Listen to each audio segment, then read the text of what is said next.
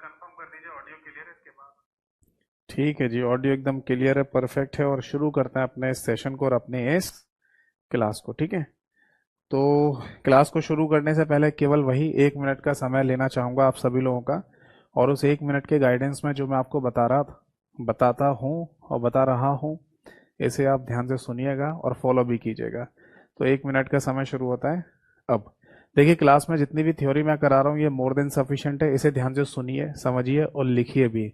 इसके अलावा किसी भी किताब को या फिर किसी भी पीडीएफ फाइल को थ्योरी के लिए ना फॉलो मत करिए। ठीक, उसकी ज़रूरत नहीं है। इसके अलावा सीधे आपको एमसीक्यू प्रैक्टिस की ज़रूरत पड़ेगी और उसके लिए आपको करना पड़ेगा क्या, आप मेरा यूट्यूब चैनल है कंप्यूटर बाय यतेंद्र सर के नाम से, उसे सब्सक्राइब कर लो। और वहाँ पर दो चीज़ें डेली बेसिस पे चेक कर लिया कीजिए। एक तो कम्युनिटी वाला सेक्शन जहाँ पर मैं क्वेश्चन पोस्ट करता हूँ, आप उनके जब आंसर करेंगे क्वेश्चन पढ़ के तो आपको वही फीलिंग आएगी कि आप एक मॉक टेस्ट दे रहे हो। फिर आप चले जाओ प्लेलिस्ट वाले सेक्शन में, वहाँ पर आपको एक प्लेलिस्ट मिलेगी MCQ practice for all exam. तो उसमें जितनी भी क्लासेस हैं वो सारी आप देखिए, डेफिनेटली आपको फ़ायदा मिलेगा। ठीक, अगर आप इन एमसीक्यूज की पीडीएफ फाइल चाहते हैं तो वो आपको मेरे टेलीग्राम चैनल पर मिल जाएगी। टेलीग्राम चैनल का नाम भी सेम ही है, कंप्यूटर बाय यतेंद्र सर। और अगर इवन वहाँ टेलीग्राम चैनल पर आपको एमसीक्यूज की पीडीएफ तो मिलेंगी, इसके साथ साथ टॉपिक और चैप्टर्स की भी पीडीएफ मिल जाएंगी। और अगर कोई मेरे इन दोनों ऑफिशियल चैनल से जुड़ नहीं पा रहा है तो आप सीधे टेलीग्राम पर ही या व्हाट्सएप जो भी आप इस्तेमाल करते हो उस पर आप मुझे अपने बैच का नाम लिखकर मैसेज कर देना, मेरे ऑफिशियल लिंक आपके पास आ जाएंगे। ये दोनों मेरे एक ही नंबर से चलते हैं, 8448832987। 1 मिनट समाप्त हुआ। तो चलिए शुरू करते हैं आज के इस सेशन को और आज के इस क्लास को। सबसे पहले नमस्कार सभी को नमस्कार। आज की डेट डाल देता हूँ, 22 अक्टूबर 2024, यानी कि 22 अक्टूबर 2024 आज की तारीख है। और हमारा जो मुख्य टॉपिक चल रहा है इसका नाम है एमएस ऑफिस। ठीक है जी, एमएस ऑफिस में मतलब एमएस ऑफिस को हिंदी में भी एमएस ऑफिस ही कहा जाएगा। ठीक, और एमएस ऑफिस में जिस वर्जन को हम पढ़ रहे हैं, प्रैक्टिकल कर रहे हैं, इसको माइक्रोसॉफ्ट 365 के नाम से बोल दिया जाता है। ठीक है जी, तो आज के इस सेशन में, आज के इस क्लास में हम डिस्कस करने जा रहे हैं एमएस एक्सेल को। ये ध्यान रखना कि एमएस एक्सेल एक इम्पॉर्टेंट टॉपिक होता है। इससे एग्जाम्स में ना क्वेश्चन अक्सर देखने को मिल जाते हैं हमें, जहां पर एमएस ऑफिस पूछा जाना है वहां पर एमएस एक्सेल के क्वेश्चन मिल जाते हैं। ठीक, अगर आप एमएस एक्सेल को भी एमएस वर्ड की तरह एक शब्द में बोलना चाहें, जैसे एमएस वर्ड को हम वर्ड प्रोसेसर या वर्ड प्रोसेसर एप्लीकेशन कह देते हैं, ऐसी एमएस एक्सेल को कहा जाता है spreadsheet programme. Spreadsheet programme Hindi में भी यही नाम दिया जाएगा। बाकी अभी कुछ समय पहले है ना एक पेपर हुआ था जहां ये क्वेश्चन पूछा गया कि what is the meaning of MS Excel, यानी एमएस एक्सेल है क्या चीज। तो एक ऑप्शन पे लिखा हुआ था spreadsheet programme and chart making application, ऐसा पूरा लिख कर दिया गया था और इसी को ही सही आंसर माना भी गया था। तो देखिए, दोनों ही पॉसिबिलिटी है। मैं आपको बता दूं, या तो केवल ऑप्शन में लिखा हुआ आ जाएगा स्प्रेडशीट प्रोग्राम, या फिर पूरा लिखा आएगा spreadsheet programme and chart making application. ठीक है, स्प्रेडशीट को हिंदी में भी स्प्रेडशीट के नाम से ही बोला जाता है। और चार्ट मेकिंग का मतलब क्या है, क्या हम एक्सेल के थ्रू चार्ट वगैरह बना सकते हैं क्या? जी हाँ, बना सकते हैं। आपने ना मैथमेटिक्स में भी कुछ चैप्टर्स पढ़े होंगे, जैसे डीआई वाला जो चैप्टर होता है जिसे डाटा इंटरप्रिटेशन कहा जाता है, तो वहां पर भी है ना चार्ट वाले क्वेश्चंस होते हैं। आपने नोटिस किया होगा, आपको एक चार्ट बना के दिया जाएगा और उस चार्ट को देखने के बाद, उसे समझने के बाद, उससे संबंधित क्वेश्चंस के आंसर आपको देने होते हैं। ठीक है, इसी तरीके से और भी कोई सब्जेक्ट हो सकता है। मान लो को आप है ना ज्योग्राफी वगैरह पढ़ रहे हैं, ठीक है, उसमें अगर कोई बात समझाई गई है, कोई कॉन्सेप्ट समझाया गया, तो वहाँ कोई चार्ट हो सकता है। तो चार्ट का कॉन्सेप्ट तो है ना हमें लगभग है ना हर एक जगह देखने को मिल ही जाता है। किसी भी बात को हम एक चार्ट के थ्रू समझा सकते हैं आसान तरीके से। तो उसी तरीके से ना चार्ट हम एमएस एक्सेल के अंदर भी बना सकते हैं। समझ आ गया? चलो, मैं आपको फिर से बता दूं कि एमएस वर्ड को जैसे हमने समझा, पहले इसका थ्योरेटिकल पार्ट समझा, उसके बाद फिर मैंने लास्ट में प्रैक्टिकल करा दिया, और मैंने अपने टेलीग्राम चैनल पर, जिसकी जानकारी मैं क्लास के शुरुआत में आपको दे रहा था, वहाँ मैंने 100 इम्पॉर्टेंट एमसीक्यूज की एक पीडीएफ फाइल भी अपलोड कर दी है, आप जिसे प्रैक्टिस कर सकते हैं। तो सेम मेथड इसका रहेगा, यानी हम सबसे पहले एमएस एक्सेल को थ्योरेटिकल वे में पढ़ेंगे, इसके बाद इसका प्रैक्टिकल करेंगे, और इसके भी 100 एमसीक्यूज मैं आपको दे दूंगा। ठीक है, अब बात ये आती है कि एमएस एक्सेल है ना, दिखता कैसा है, ये एप्लीकेशन पर काम कैसे किया जाता है, वो भी मैं अभी थोड़ा सा प्रैक्टिकल करके आपको दिखा दूंगा। ठीक है, बाकी एक बात और आती है हमारे दिमाग में कि एमएस एक्सेल का इस्तेमाल एक्चुअल में हम करते क्यों हैं, क्या रीजन है, क्या वजह है कि हमें एमएस एक्सेल का इस्तेमाल करना पड़ता है। ठीक है, इस पर थोड़ी सी चर्चा करते हैं।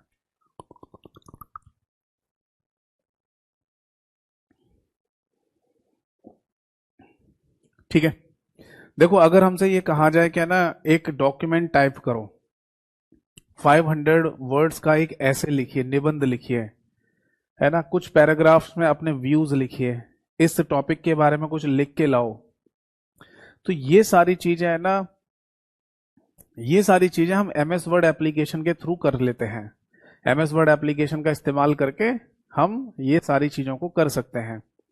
बट अगर हमसे ये कहा जाए कि एक शीट टाइप की बना के लेके आइए, शीट जैसे मान लो, अगर है ना किसी क्लासरूम का ही एग्जांपल मैं ले लेता हूं कि किसी क्लासरूम के अंदर है ना, मान लो कोई क्लासरूम है और उसमें है ना जितने भी स्टूडेंट पढ़ते हैं उनकी एक शीट तैयार करके लेके आओ। कैसी शीट कि सारे के सारे स्टूडेंट्स के नाम लिखे हों और उनके आगे उनके मार्क्स लिखे हों हर एक सब्जेक्ट के, और लास्ट में उनका परसेंटेज लिखा हो, ऐसी एक शीट तैयार करके लेके आओ। तो ये काम है ना एमएस वर्ड के थ्रू हो जाएगा? नहीं, एमएस वर्ड के थ्रू करने की कोशिश कर सकते हैं, बट एक प्रॉपर तरीके से नहीं हो पाएगा और टाइम ज्यादा लगेगा अगर ऐसी कोशिश भी की हमने, क्योंकि आप समझ ही गए होंगे कि हमें एक टेबल जैसा स्ट्रक्चर तो बनाना ही पड़ेगा ना भाई। एक क्लास में जितने भी स्टूडेंट हैं उनके नाम लिखोगे आप एक कॉलम में, फिर उनके हर सब्जेक्ट में नंबर लिखोगे, फिर लास्ट में उनके परसेंटेज लिखोगे। तो आप नोटिस कर ही रहे होंगे कि हम कॉलम बना रहे और फिर रो वाइज स्टूडेंट के डिटेल को लिखते जाएंगे। तो रो और कॉलम का जिक्र जहां पर आ जाएगा, समझ लो वहां टेबल का कॉन्सेप्ट आ जाएगा। तो क्या टेबल एमएस वर्ड में बन जाती है? हाँ, बन जाती है। तो वहां पर भी ये काम किया जा सकता है, किया जा सकता है, बट वहां थोड़ा टाइम ज्यादा लगेगा मैनेज करने में चीजों को। तो इससे बेहतर यह है कि आप एमएस एक्सेल का इस्तेमाल करें। क्यों? क्योंकि एमएस एक्सेल का जो कॉन्सेप्ट है वो पहले से ही टेबल जैसा है। यानी जिस तरीके से एमएस वर्ड को हम ओपन करते हैं तो हमें एक वर्किंग एरिया मिलता है, व्हाइट कलर का पेज जिस पर हम टाइपिंग कर लेते हैं, ऐसी एमएस एक्सेल एप्लीकेशन को जब हम ओपन करेंगे तो हमें रो और कॉलम जैसा स्ट्रक्चर दिखाई देगा, जिसमें हम इस तरीके का डेटा लिख सकते हैं, डेटा एंट्री कर सकते हैं। तो अगर कम शब्दों में ये कहा जाए या कम शब्दों में ये बोला जाए कि एक्सेल का इस्तेमाल किस लिए किया जाता है, तो एक सिंपल सा आंसर दे सकते हैं, दैट इज डेटा एंट्री। अगर आपको किसी भी प्रकार की कोई डेटा एंट्री करनी है तो आप एमएस एक्सेल का इस्तेमाल कर सकते हैं। समझ में आ गया सभी को? जिसका एग्जाम्पल मैंने क्लासरूम वाला एग्जाम्पल बताया, बच्चों के नाम, उनके मार्क्स और उनकी परसेंटेज। समझ आ गया सभी को? ठीक है, तो इस एमएस एक्सेल को भी है ना हम उसी तरीके से पढ़ेंगे, यानी कि मैं आपको पहला थ्योरेटिकल कॉन्सेप्ट समझाऊंगा, फिर लास्ट में इसका प्रैक्टिकल करेंगे और उसके बाद फिर मैं आपको इसके एमसीक्यूज दे दूंगा। आप पढ़िए, कोई डाउट हो तो पूछ लेना। ठीक है, एक बच्चे का कमेंट है, मैं वो लेना चाहूंगा, इसके बाद हम आगे बढ़ेंगे। एक बच्चे ने कहा सर आप नहीं कराओगे एमसीक्यूज? मैंने करा दिए हैं सारे के सारे। मैं जिस अपने यूट्यूब चैनल को आपको फॉलो करने के लिए बोलता हूँ, तो वहां पर एमसीक्यू प्रैक्टिस की जो क्लासेस है ना, उनमें सारे के सारे क्वेश्चन करा रखे हैं मैंने MS Word, Excel, power point के। तो आप उन क्लासेस को देख लो, आपको सारे क्वेश्चंस और उनका एक्सप्लेनेशन मिल जाएगा। बाकी जो पीडीएफ फाइल एमसीक्यूज की टेलीग्राम चैनल पर अवेलेबल है, उसमें सबसे लास्ट में आंसर्स भी दे रखे हैं, यानी कि अगर इन केस आप इन एमसीक्यूज की पीडीएफ फाइल निकलवाते हैं, प्रिंट आउट निकलवाते हैं, तो प्रिंट आउट में भी आप खुद से प्रैक्टिस कर सकते हैं। ठीक, आंसर्स मैंने सबसे लास्ट में लिखे हैं, क्योंकि बहुत सारे बच्चों ने ये कहा कि सर जब है ना क्वेश्चन के बिल्कुल ठीक सामने ही आंसर लिखा होता है तो हम आंसर को पहले देख लेते हैं, हम अपना दिमाग नहीं चला पाते उस समय। जैसे बहुत सारी पीडीएफ ऐसे भी या किताबें ऐसी हैं जिनमें बिल्कुल ठीक सामने ही आंसर लिखा रहता है, तो क्वेश्चन पढ़ा नहीं हमने और आंसर देख लिया और रट लिया। तो बहुत सारे बच्चों ने भी बोला कि सर वो चीज हमें नहीं समझ में आती, कम से कम हमें ये फीलिंग आए क्वेश्चन पढ़ने के बाद 4 ऑप्शन देखें और फिर हम अपना दिमाग लगाएं कि इन चारों में से ऑप्शन कौन सा सही है। सेम वही फीलिंग आनी चाहिए जैसे कि हम टेस्ट पेपर दे रहे हैं। तो बात भी सही है और मैं भी कहीं हद तक इस बात से सहमत हूँ, क्योंकि अगर आंसर ठीक सामने लिखा होता है ना तो हम जल्दी से आंसर देख लेते हैं, ऑप्शन की तरफ ध्यान ही नहीं जाता हमें और रटने की कोशिश करते हैं समझने की जगह। तो जो मैंने एमसीक्यूज आपको प्रोवाइड करे हैं उसमें सबसे लास्ट में सारे आंसर्स दिए हुए हैं। आप है ना कभी भी प्रिंट आउट निकलवाएं इन पीडीएफ फाइल का, तो आप 10 क्वेश्चन भी अगर प्रैक्टिस करते हैं तो आप लिखते जाओ, आप लिखते जाओ एक कागज पे कि 10 में से 10 क्वेश्चन जो अटेम्प्ट करें उनके ये आंसर है। बस लास्ट में नीचे जाके फाइल में मैच कर लो कि आपके कितने आंसर सही हैं। तो ये सही तरीका है, ठीक है। और बाकी अब मैं आपको एक छोटा सा प्रैक्टिकल करके दिखा दूं। हो सकता है आप में से बहुत सारे लोग ऐसे हों जिन्होंने कभी एमएस एक्सेल पर काम ही नहीं किया, तो एक बार देख लो कि उसका प्रारूप कैसा होता है, उसका प्रोटोटाइप कैसा होता है, फिर इसको आगे थ्योरेटिकल वे में लेंगे, है ना। तो अभी आपको मेरे कंप्यूटर का स्क्रीन शेयरिंग दिखाई देगा, ठीक है, डिस्प्ले कैप्चर भी इसे कहा जाता है।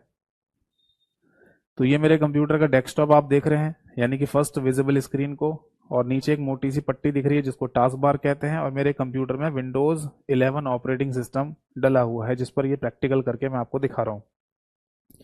जिस तरीके से एमएस वर्ड को ओपन किया था उसी तरीके से एमएस एक्सेल को ओपन करेंगे। यानी हमको सबसे पहले टास्क बार में स्टार्ट मेन्यू आइकन बटन पर क्लिक करना पड़ेगा, फिर ऑल एप्स या ऑल प्रोग्राम वाले इस बटन पर क्लिक करेंगे और यहाँ देखेंगे एक्सेल कहाँ लिखा है, ये रहा। इस पर क्लिक करेंगे तो एक्सेल अभी खुलेगा हमारे सामने।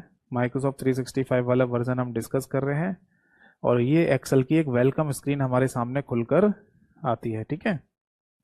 इसमें भी बहुत सारी चीजें दे रखी हैं, जैसे कि एमएस वर्ड में मैंने आपको प्रैक्टिकल करके दिखाया था तो बताया था कि पहले से बहुत सारे प्री डिफाइंड फॉर्मेट्स आपको दिए जाते हैं जिन्हें टेम्पलेट्स कहा जाता है। तो वैसे ही एक्सेल में भी आपको ढेर सारे टेम्पलेट्स दिए गए हैं, इनमें से जो भी आपकी रिक्वायरमेंट हो वो आप टेम्पलेट यूज कर सकते हो। जैसे मान लो मंथली कंपनी बजट आपको बनाना है, मान लो आप किसी डिपार्टमेंट में हैं और आपको कहा जाए कि पूरे महीने का बजट तैयार करो, तो आप इस वाले फॉर्मेट का इस्तेमाल कर सकते हैं, ठीक है। तो ये पहले से है ना फॉर्मेट्स आपको दिए गए हैं, इनको टेम्पलेट्स कहा जाता है, ये ध्यान रखना।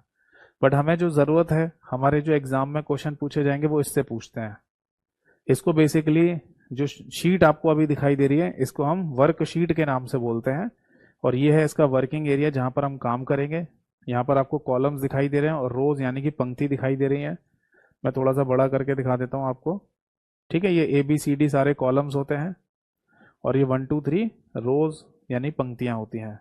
और रो और कॉलम के इंटरसेक्शन से जो डब्बे डब्बे आपको बने हुए दिखाई दे रहे हैं ये इनको सेल कहा जाता है, ठीक है। ऊपर सेम है, यानी कि टाइटल बार, नीचे मेन्यू बार। मेन्यू बार में अब नाम चेंज हो गए हैं, फाइल, होम, इंसर्ट तो यहाँ पर भी है, बट अब page layout, formulas, data, review, view, help और पावर पिवट जैसे टैब या मेन्यू आ चुके हैं। नीचे रिबन दी हुई है, यहाँ एक फॉर्मूला बार दे रखा है और नीचे यहाँ पर शीट बार दिया हुआ है।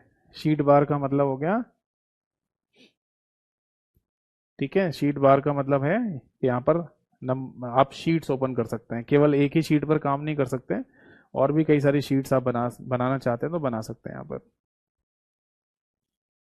जैसे देखो शीट नंबर 1, शीट नंबर 2 ऐसे खोल सकते हैं। और नीचे स्टेटस बार भी दे रखा है, ये हॉरिजॉन्टल स्क्रॉल बार और ये वर्टिकल स्क्रॉल बार भी आपको दिया गया है। तो यहाँ पर आप है ना जो भी काम करना चाहें वो कर सकते हैं, ठीक। तो चलिए पहले है ना इसको सिलसिलेवार तरीके से समझ लें तो वो ज़्यादा बेहतर है, फिर प्रैक्टिकल करके तो देख ही लेंगे।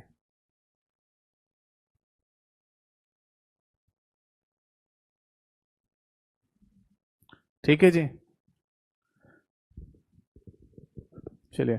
एक बच्चे का कमेंट आया, सर मेरे एग्जाम सिलेबस में स्प्रेडशीट लिखा हुआ है। हाँ, तो स्प्रेडशीट का मतलब एमएस एक्सेल ही तो होता है। यानी कि अगर आप एमएस एक्सेल को पढ़ रहे हैं तो इसका मतलब स्प्रेडशीट ही होता है, स्प्रेडशीट को पढ़ रहे हैं, ये मीनिंग होता है इसका। एमएस एक्सेल या स्प्रेडशीट एक ही बात है। चलो अब आगे बढ़ते हैं। देखो सबसे पहली बात तो हमारे सामने ये आती है कि ये जो एमएस एक्सेल वाला फॉर्मेट है ये सबसे पहले कब बना, कब आया। तो ये 1987 में आ गया था, 1987 में। और एप्पल कंपनी के कंप्यूटर्स के लिए ना ये एप्लीकेशन बनाई थी सबसे पहले माइक्रोसॉफ्ट कंपनी ने। समझ रहे नहीं, मतलब एप्पल नाम की जो कंपनी है इसके कंप्यूटर्स के लिए माइक्रोसॉफ्ट नाम की कंपनी ने ये एप्लीकेशन बना के दी थी। माइक्रोसॉफ्ट कौन सी? एक्सेल के नाम से है, ठीक है। और किसके लिए? एप्पल के लिए। और ये दिया था 1987 में, 1987 में, ठीक है। तो इसलिए आपको हो सकता है कि कहीं कहीं पर ऐसा लिखा हुआ मिल जाए कि एक्सेल सबसे पहले कब डेवलप किया गया था। तो एक्सेल को डेवलप किया गया था 1987 में, यानी कि 1987 में, ठीक है। तो ये मत सोचना कि सर आपने तो ये लिखवाया था कि एमएस ऑफिस है ना सबसे पहले 1990 में आया था और एक्सेल 1987 में कैसे आ गया। भाई सीधी सी बात है ना कि अगर हम बात करते हैं एमएस ऑफिस की, तो एमएस ऑफिस का 1.0 जो सबसे पहला वर्जन था वो लॉन्च हुआ था 19th ऑफ नवंबर 1990 को। तो और मैं ये भी कहता हूं हमेशा कि एमएस ऑफिस के अंदर ही आपको वर्ड, एक्सेल और पावर पॉइंट जैसी एप्लीकेशन यूज करने को मिलेंगी। तो बहुत सारे लोग ये समझते हैं कि जब एमएस ऑफिस बना मतलब वर्ड, एक्सेल, पावर पॉइंट भी तभी बना था। ऐसा नहीं है, ये पहले ही बन चुके थे एप्लीकेशन। जैसे कि एक्सेल बन चुका था 87 में ही, 1987 में लॉन्च हो गया था, एप्पल के लिए बनाया था माइक्रोसॉफ्ट कंपनी ने। बट एक्सेल को वर्ड, पावर पॉइंट इन सभी के साथ एक साथ मर्ज करके एक साथ रखकर कब दिया गया?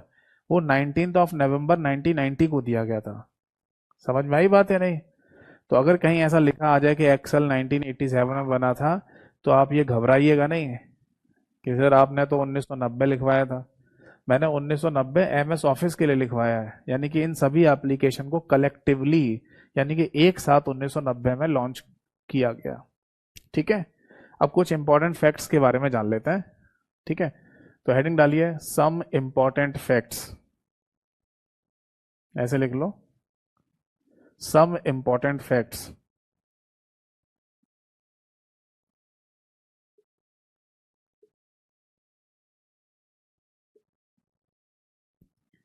देखिए जब तक है ना आपको इसके फैक्ट्स की जानकारी नहीं होगी तब तक है ना आप हमेशा कंफ्यूजन में ही बने रहेंगे। क्योंकि जब आप तथ्यों की जानकारी ले लेते हैं तभी आप है ना इसके आगे के जितने भी टूल्स या कमांड्स होंगे उनको अच्छे तरीके से समझ पाएंगे, है ना। समझ में आ गया सभी को?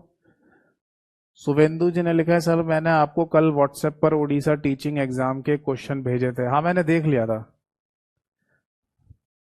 आप यूट्यूब पर डिस्कस कर लीजिएगा, मैं कर लूंगा। मैंने वो क्वेश्चन देख लिए थे और शायद मैंने रिप्लाई भी किया होगा, अगर नहीं आया तो हो सकता है किसी काम में बिजी हो गया हूँ आपके मैसेज को देखने के बाद, तो आज रिप्लाई जरूर कर देता मैं, ठीक है। वो मैंने देख लिया था। चलो अब इन सब बातों को बाद में करेंगे ना, पहले पढ़ते हैं ध्यान से, जो मुद्दे की बात है उसे पढ़िए। देखो सब इंपॉर्टेंट फैक्ट्स की अगर हम बात करें ना तो सबसे पहला ही पॉइंट आता है हमारे सामने, दैट इज वर्कबुक। यहीं से शुरुआत करते हैं। वर्कबुक क्या चीज होती है? कई बार है ना हमारे सामने वर्कशीट शब्द लिखा आ जाता है और कई बार वर्कबुक शब्द लिखा हुआ आ जाता है। तो बेटा ये ध्यान रखना, वर्कबुक एमएस एक्सेल की फाइल को ही कहा जाता है। जैसे एमएस वर्ड की फाइल आपने बनाई तो उसको वर्ड फाइल कह देते हैं, ऐसे ही एमएस एक्सेल की जब फाइल बनाई जाती है तो उसे वर्कबुक के नाम से भी बोल दिया जाता है, ठीक है। अब फिर अगेन अगेन आपसे यह कहा जाए कि वर्कबुक क्या चीज है, यानी कि वर्कबुक क्या होता है, तो आप बोलेंगे सर एमएस एक्सेल की फाइल को ही वर्कबुक कहते हैं, अभी तो बताया आपने। तो वो तो है ना एक कॉमन नाम है कि एक्सेल की फाइल को क्या कहा जा रहा है, वर्कबुक। बट वर्कबुक का अपना क्या सिग्निफिकेंस है, क्या मीनिंग है उसका? तो इसका सही आंसर है that is collection of worksheets.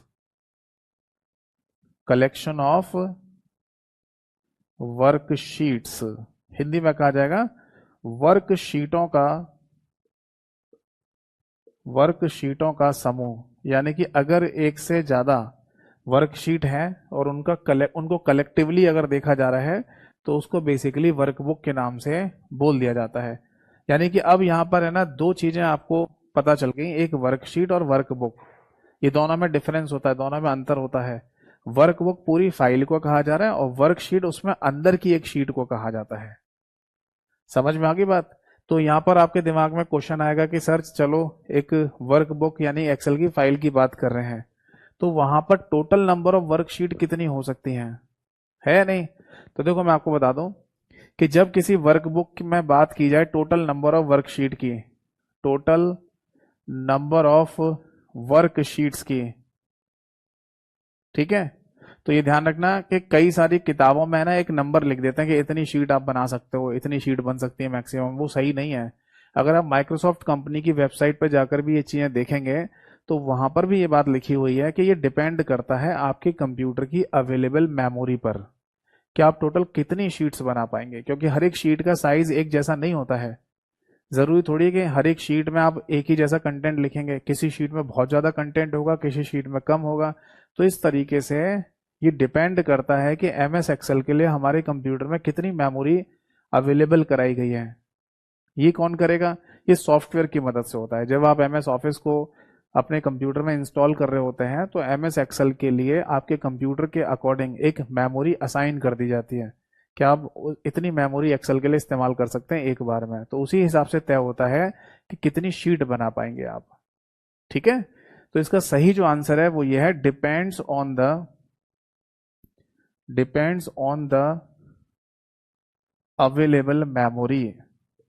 Available memory, समझ में आ गई बात? हिंदी में लिखिए, उपलब्ध मेमोरी पर निर्भर करता है। उपलब्ध मेमोरी पर निर्भर करता है। बताइए बात समझ में आई या नहीं?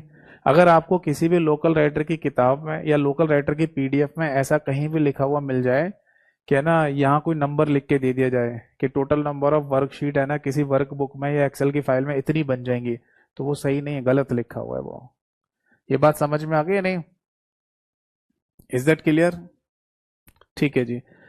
अब अगला पॉइंट ये आता है कि ये जो वर्कशीट है, क्या वर्कशीट को और भी किसी नाम से बोला जा सकता है? क्योंकि देखो वर्कशीट शब्द है ना एक इंपॉर्टेंट शब्द होता है। ठीक है। तो ये लिख लीजिए, वर्कशीट को ही आप चाहे तो स्प्रेडशीट के नाम से भी बोल सकते हैं, क्योंकि हमने यहाँ पर ऊपर लिखा है ना कि एमएस एक्सेल क्या होता है, एक स्प्रेडशीट प्रोग्राम होता है। तो ये स्प्रेडशीट क्या चीज है? तो स्प्रेडशीट बेसिकली कहा जाता है एक्सेल की वर्कशीट को ही, या फिर आप है ना स्प्रेडशीट की जगह केवल और केवल शीट शब्द का इस्तेमाल भी कर सकते हैं। यानी तीनों में से आप कोई भी शब्द इस्तेमाल करिए, वर्कशीट कह दीजिए, स्प्रेडशीट कह दीजिए या शीट कह दीजिए, तीनों का मतलब सेम ही होता है। बट वर्कबुक का मतलब इनसे अलग हो जाएगा। वर्कबुक का मतलब कलेक्शन ऑफ वर्कशीट, या फिर वर्कबुक का मतलब कलेक्शन ऑफ स्प्रेडशीट भी कह सकते हैं, या फिर वर्कबुक का मतलब कलेक्शन ऑफ शीट भी कह सकते हैं। आप इन तीनों में से कोई भी यहां पर शब्द इस्तेमाल कर सकते हैं। तीनों में से कोई भी यूज कीजिए, एक ही बात होती है। ये बात समझ में आ गई या नहीं? शुभेंदु ने लिखा है सर पावर पॉइंट में कितनी स्लाइड मैक्सिमम ले सकते हैं? बेटा पावर पॉइंट जब पढ़ेंगे तब पढ़ लेंगे ना, उसको क्यों बेकार में टॉपिक डिस्टर्ब करते हो? जो चीजें चल रही हैं इनसे क्वेश्चन आएंगे वो तो आप पढ़ते नहीं हो, वो तो ना तो सुनते हो ना समझते हो। जब पूछा जाएगा क्लास में मतलब पेपर में कि total number of worksheet in Excel file है ना, कितनी वर्कशीट बनाई जा सकती है, वहां कुछ लिखा आ जाएगा, फिर आप कहोगे सर हमें तो पता ही नहीं था इसका आंसर। क्यों करते हो ऐसी बातें? जो इंपॉर्टेंट चीजें मैं आपको बता रहा हूँ लिखवा रहा हूँ, एज इट इज पेपर में लिखी हुई आएंगी, एज इट इज आपके पेपर में क्वेश्चन आएंगे, बट आप सुनने की कोशिश नहीं करते हो, अपनी अपनी बातों में लगे रहते हो। सर ये बताओ, सर वो बताओ, सर ये बताओ, सर वो बताओ। अब यहाँ पर पावर पॉइंट थोड़ी चल रहा है, मैंने आपको पहले भी क्लियर बताया, क्लास तो आप देखते नहीं हो, आप क्लास तो देखते नहीं हो सारी की सारी, बस कमेंट बाजी करनी है आपको।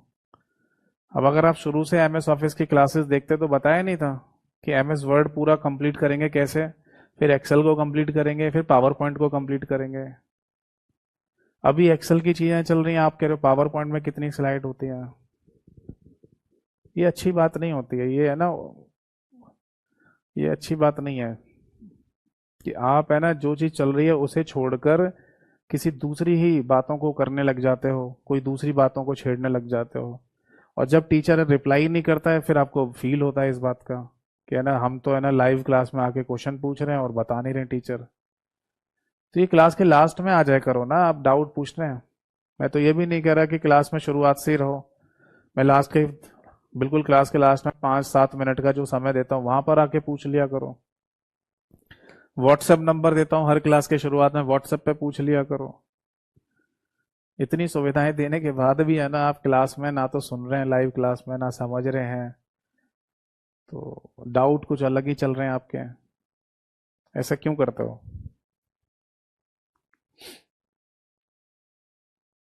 आपको है ना, मैं जो बहुत पेशेंस या धैर्य के साथ बोलता हूँ, समझाता हूँ, ताकि किसी को कंप्यूटर का सी भी ना आता हो वो भी समझ जाए इस बात को, तो आप है ना, आपको अगर धीमे लगता हो तो आप मेरी क्लास को बाद में रिकॉर्डेड फॉर्म में देख लिया करो। ऐसे कर लो, जैसा आपको मन करे वैसे कर लो, बट मेरी जिम्मेदारी है कि मैं आपको चीजों को पेशेंस यानी धैर्य के साथ समझाऊं, और आपको समझ में भी आए और आपके पेपर में क्वेश्चन सॉल्व हो जाए, बस इतनी मेरी जिम्मेदारी है। और इसे मैं पूरी शिद्दत के साथ एक अच्छे सोच के साथ है ना आपको डिलीवर करने की कोशिश कर रहा हूँ, बट आप साथ नहीं दे रहे हो। अब आधे से ज्यादा बच्चे इधर उधर की बातें ही लिख रहे हैं, इसका मतलब यही है ना कि जो मैं लिख रहा हूँ बता रहा हूँ उसमें ध्यान ही नहीं है, वो तो अपनी बातों में लगे पड़े हैं। तो प्लीज ऐसा मत करिए, ठीक है? चलो, आप जो टॉपिक चल रहा है इसमें निकाला करो ना कोई डाउट, इसमें पढ़ के आया करो पहले से। पढ़ के क्यों नहीं आते हो?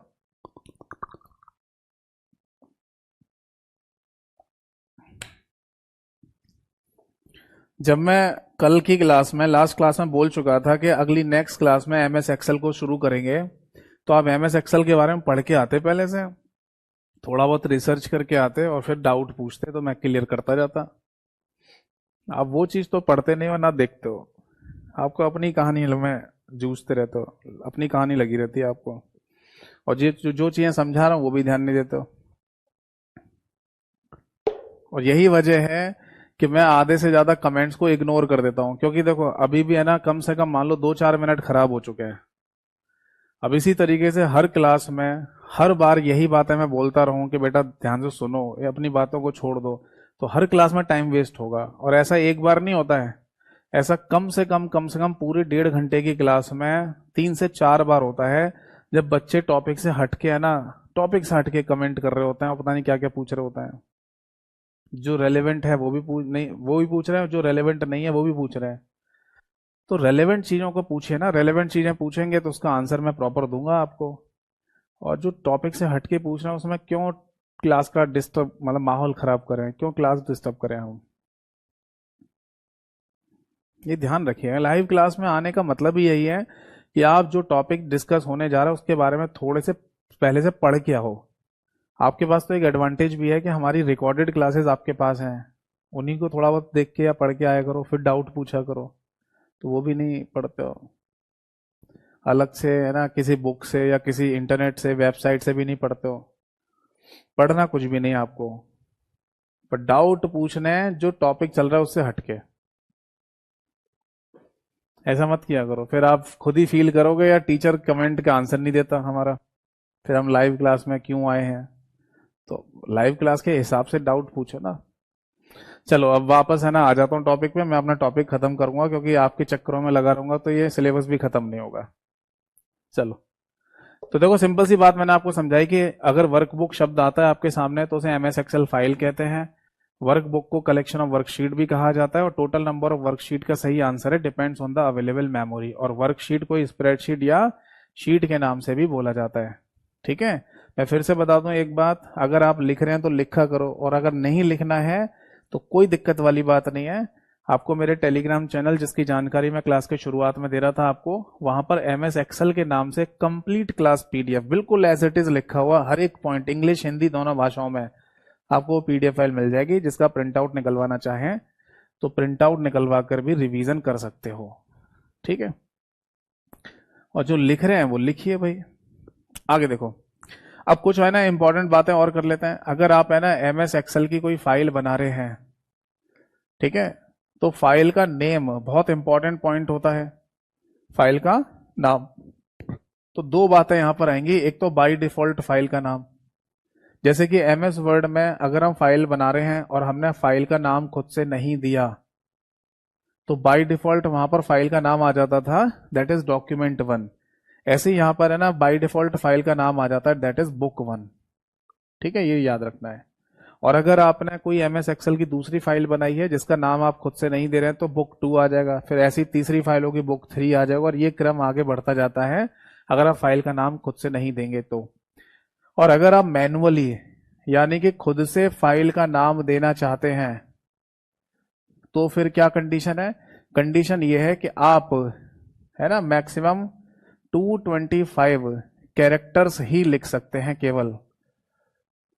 ठीक है, यानी कि 225 वर्णों को ही लिख सकते हैं, इससे ज्यादा आप नहीं लिख पाएंगे किसी फाइल का नाम खुद से।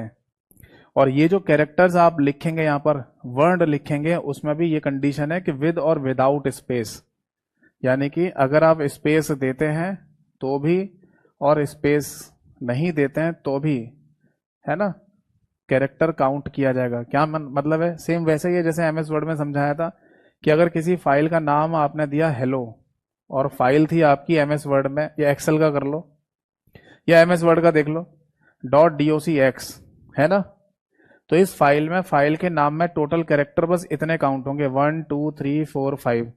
अगर मान लो फाइल का नाम आपने दिया हेलो, फिर एक स्पेस देके लिखा आपने WORLD वर्ल्ड और .docx, तो ये फाइल का नाम है जिसमें 5 कैरेक्टर ये हो गए, 5 कैरेक्टर ये हो गए, और बीच में एक स्पेस भी काउंट होगा, यानी टोटल मिला के 11 कैरेक्टर्स हो जाते हैं। जैसे यहाँ पर 5 कैरेक्टर्स हैं, यहाँ पर 11 हो जाएंगे। तो इसे कहेंगे विदाउट स्पेस, इसे कहेंगे विद स्पेस, स्पेस के साथ भी, और स्पेस को भी एक कैरेक्टर काउंट किया जाता है। ठीक है, पर ये ध्यान रखना है कि कभी भी फाइल नेम में ये वाला पोर्शन जुड़ता नहीं है, इसे बोलते हैं फाइल एक्सटेंशन। फाइल एक्सटेंशन में मतलब फाइल एक्सटेंशन को फाइल नेम के साथ जोड़ के नहीं लिखते हैं। तो यहाँ जो कैरेक्टर लिखा हुआ है मैंने, वो विदाउट फाइल एक्सटेंशन लिखा हुआ है, यानी अधिकतम अगर आप फाइल का नाम लिखेंगे एक्सेल में तो 225 कैरेक्टर लिखेंगे, बट ये फाइल के नाम की बात चल रही है, इसमें फाइल एक्सटेंशन का कोई भी योगदान नहीं है, फाइल एक्सटेंशन यहां नहीं जुड़ा हुआ है। ठीक, अब आगे देख लो। इसके बाद एमएस एक्सेल की फाइल एक्सटेंशन की बात करें तो जिस तरीके से एमएस वर्ड की फाइल एक्सटेंशन में चेंज या बदलाव हुआ था, उसी तरीके से एमएस वर्ड की फाइल एक्सटेंशन में चेंज या बदलाव हुआ था, वैसे ही एमएस एक्सेल की फाइल एक्सटेंशन में भी चेंज या बदलाव हुआ है। क्या बदलाव हुआ था? जैसे टिल 2003 वाले वर्जन तक की बात करें तो एमएस एक्सेल की फाइल एक्सटेंशन .xls हुआ करती थी, और अगर हम फ्रॉम 2007 वाले वर्जन की बात करें, यानी 2007 वाला वर्जन और इसके आगे जितने भी वर्जन या संस्करण आए हैं, जैसे 2010, 2013, 2016, 2019, 2021 और माइक्रोसॉफ्ट 365, इन सभी में फाइल एक्सटेंशन को .xlsx कर दिया है। समझ में आ गया? तो ये जो लास्ट में x लिखा होता है, इसका मतलब होता है XML open document, XML open document, ये इसका पूरा मतलब है। आप बोलेंगे सर डॉक्यूमेंट मतलब एमएस वर्ड वाली फाइल? नहीं, डॉक्यूमेंट शब्द है ना, एमएस ऑफिस में किसी भी एप्लीकेशन के लिए इस्तेमाल में लाया जा सकता है।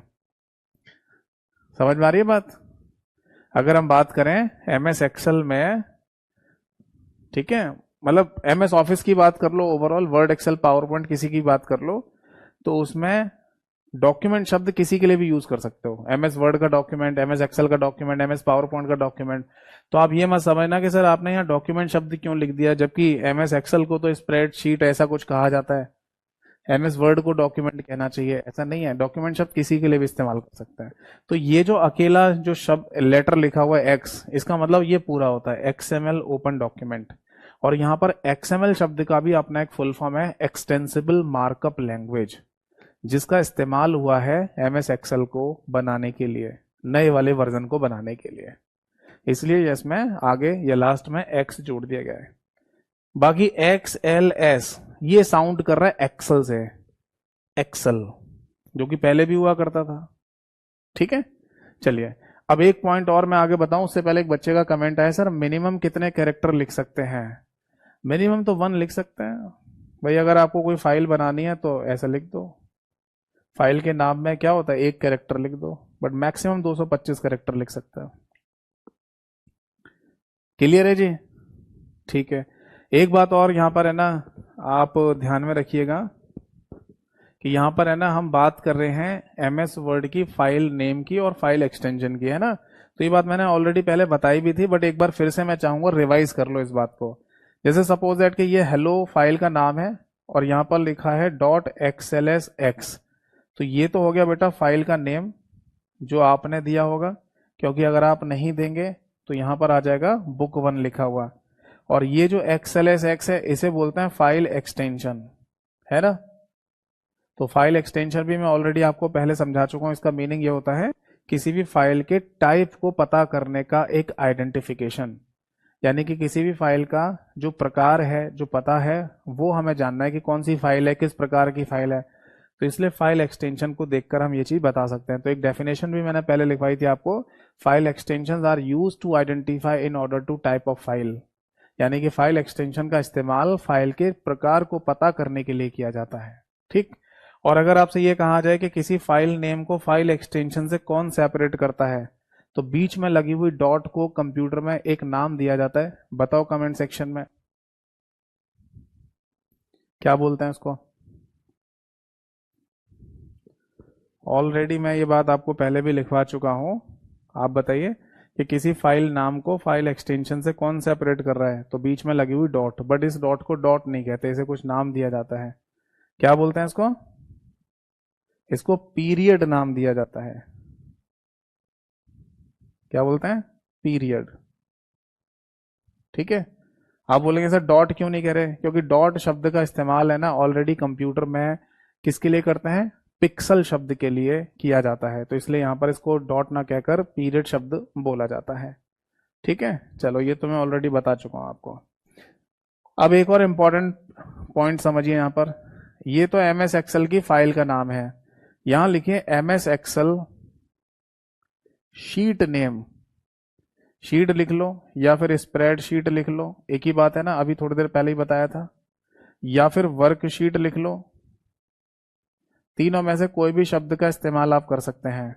तो एम एस एक्सेल की शीट के नाम की बात चल रही है। तो देखो मैं आप सभी लोगों को बता दूं कि जब आप एम एस एक्सेल की फाइल ओपन करते हैं ना, तो जो बाय डिफॉल्ट नाम है वो आता है लिखा हुआ शीट, और ऐसे नंबर लिखा आता है शीट नंबर 1। ठीक है, अभी आपको दिखाया था एम एस एक्सेल की फाइल ओपन करके, तो सबसे नीचे की तरफ शीट नंबर 1, शीट नंबर 2 ऐसे लिखा हुआ आ रहा था। तो अगर आप एम एस एक्सेल की फाइल को ओपन करते हैं तो शीट का जो नाम है बाय डिफॉल्ट वो तो आता है बेटा, दैट इज शीट 1 लिखा हुआ। ठीक है, बट क्या हम इस नाम को रीनेम कर सकते हैं? देखो यहां तो फाइल का नाम अगर आप नहीं देंगे तो अपने आप से आ जाएगा बुक 1। अगर आप खुद से देना चाहेंगे तो जो रखना चाहें वो रख सकते हैं, बट यहां तो फाइल नेम अपने आप से आ रहा है ना, जिसको आप चाहें तो रीनेम भी कर सकते हैं। ठीक है, आप चाहें तो इसको रीनेम भी कर सकते हैं। यानी एक तरीके से ऐसे ही समझ लो कि फाइल का नाम मतलब शीट का नाम आप खुद से रखना चाहते हैं तो वो रखने की बात चल रही है। ठीक है ना। तो अगर आप इसे रीनेम करना चाहते हैं तो टोटल है ना कितने कैरेक्टर लिखे जा सकते हैं, यहां मैक्सिमम कैरेक्टर की संख्या आपको बतानी है। तो ये नोट कर लीजिए, दैट इज 31 कैरेक्टर्स, यानी कि 31 कैरेक्टर का नाम आप लिख सकते हैं। और इसमें भी कंडीशन वही है। ठीक है, विद और विदाउट स्पेस वाली। तो यहां जो है ना टोटल मिला के 31 यानी कि 31 कैरेक्टर्स को लिखा जा सकता है। ये नोट कर लो आप, ये पॉइंट इंपॉर्टेंट भी है। ठीक है, समझ में आई बात या नहीं? एक बार मैं फिर से बता देता हूं। देखो आपसे ना ये पूछा जा रहा है, आपसे क्वेश्चन में ये पूछा जा रहा है या पूछा जाएगा कि एम एस एक्सेल की फाइल का नाम आपको खुद से रखना है तो उसमें मैक्सिमम कैरेक्टर की संख्या कितनी होगी, तो फिर हमारा आंसर होगा 225 कैरेक्टर। और जब ये पूछा जाए कि एम एस एक्सेल की फाइल के अंदर जो शीट खुली हुई है उनका नाम क्या होता है अपने आप से, तो आंसर है शीट 1 लिखा हुआ आता है। कोई दूसरी शीट होगी तो शीट नंबर 2, शीट नंबर 3 ऐसे लिखा आ जाएगा। क्या हम उनको रीनेम कर सकते हैं? हाँ रीनेम कर सकते हो आप। और अगर रीनेम कर भी सकते हो तो कितने कैरेक्टर लिख सकते हो आप मैक्सिमम, तो आंसर है 31 कैरेक्टर आप लिख सकते हैं। अब बहुत सारी जगह पर ये कंफ्यूजन दे दिया है। मेरे को तो एक बच्चे ने है ना यूट्यूब पर कोई टीचर पढ़ा रहे होंगे, उनकी भी फोटो मतलब स्क्रीनशॉट लेकर भेजा था कि सर देखना एक टीचर है यूट्यूब पर और वो लिखवा रहे हैं कि 31 कैरेक्टर मैक्सिमम फाइल का नाम होता है। उन्होंने वहां पर ये लिखवा दिया कि फाइल का नाम जो है ना वो मैक्सिमम 31 कैरेक्टर का होता है। अब मैंने उनके बारे में देखा तो पता चला कि वो टीचर जीएस के टीचर है, यानी कि वो हिंदी, इतिहास और ऐसे सब्जेक्ट ज्यादा पढ़ाते हैं। तो हो सकता है कि उनके इंस्टीट्यूट ने उनको कंप्यूटर पढ़ाने के लिए भी दे दिया हो कि पढ़ा दो, क्या दिक्कत है। अब जितनी जानकारी वो इकट्ठी कर पाए होंगे उस हिसाब से उन्होंने पढ़ा दिया, तो उसमें वो चीजें गलत लिखवा गए थोड़ा सा।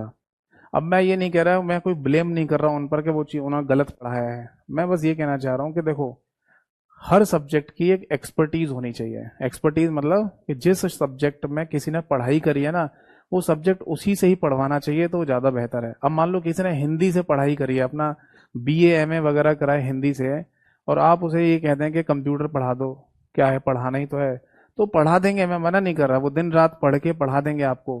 बट वो एक्सपर्टीज नहीं आ पाएगी जो एक कंप्यूटर बैकग्राउंड वाला टीचर है वो आपको पढ़ाए। समझ में आ रही है?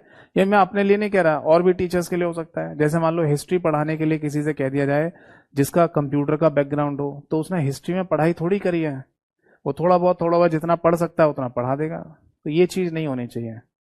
आप उस उन्हीं से पढ़ें जिनका वाकई में बैकग्राउंड रहा हो कंप्यूटर साइंस का, क्योंकि वो उन चीजों को पढ़ते हुए आ रहे हैं, उन चीजों को समझते हुए आ रहे हैं। समझ में आ रही है बात? अंकित जी ने बिल्कुल सही पकड़ लिया है, बट अंकित जी जो नाम आपने लिखा है मैं उन सर का नाम यहाँ ले नहीं पाऊंगा, है ना, ऐसे सही नहीं लगता किसी टीचर का नाम क्लास में ले। ठीक है, चलो, तो ऐसा नहीं होना चाहिए, ध्यान रखिए, है ना। ये बात समझ में आ गई? अब आगे आते हैं, इंपॉर्टेंट और फैक्ट्स के बारे में जानकारी लेते हैं। देखो जी, सबसे मतलब इसके आगे एक और इंपॉर्टेंट फैक्ट ये आता है कि एक्सेल का स्ट्रक्चर हमें कैसा दिखाई देता है। तो अगला पॉइंट लिखिए, एक्सेल स्ट्रक्चर, यानी कि एक्सेल की संरचना हमें कैसे दिखाई देती है।